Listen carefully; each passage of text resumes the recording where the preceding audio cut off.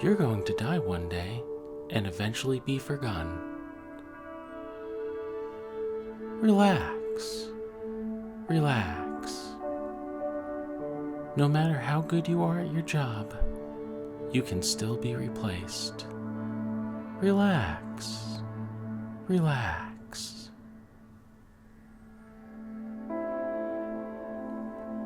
If you save your money, things can still become more expensive.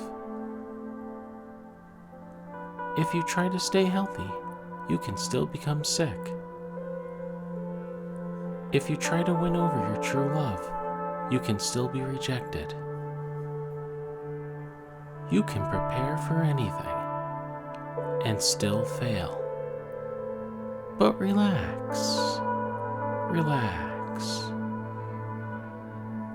If this is not relaxing you, maybe you can do something else.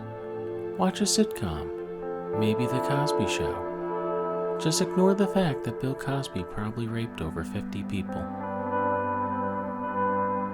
Uncomfortable truths are everywhere. You cannot escape them. But do your best and try to relax. Relax. Relax.